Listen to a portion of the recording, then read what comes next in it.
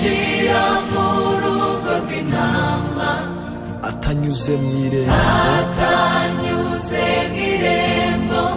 uwo ni umujura, agambiriye gutwara ibyo ufite.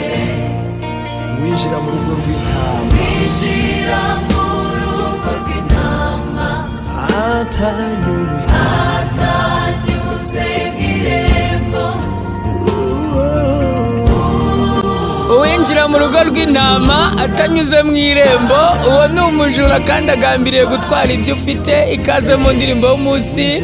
Mwene data nagira ngo ubwire ngo akazi kose ubona katanyuze mu nzira yo gukiranuka, amafaranga yose ubona atanyuze mu nzira yo gukiranuka, ubukwe ugiye gukora butanyuze mu nzira yo gukiranuka, amanota ubona mu ishuri atanyuze mu nzira yo gukiranuka, ibintu byose ujya ubona mu buzima bwawe bitanyuze mu nzira yo gukiranuka, nta kindi bigambiriye uretse gutwara ikamba ry'ubugingo wari kuzaragwa, nta kindi bigambiriye uretse gutwara ubwami bw'Imana wari ufite.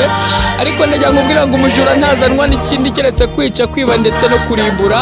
Rinda neza ibyo wagabiwe utazabinyagwa. Abantu benshi bari guseserwamo n'ibintu byose bibonetse, bikabatwara ubugingo buhoraho, bikabasigira ibicupuri gusa. Ariko Yesu yabwiye abigishwa be aravuga ngo ni ukuri ndababwira yuko uwinjira mu rugo rw'intama atanyuze mu irembo, ahubwo akuririra ahandi, ngo uwo aba ari umujura ndetse ari n'umunyazi.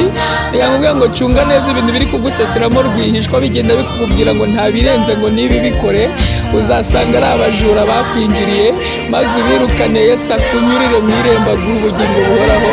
Imana y'amahoro ibane nawe ibihe byose. Amen.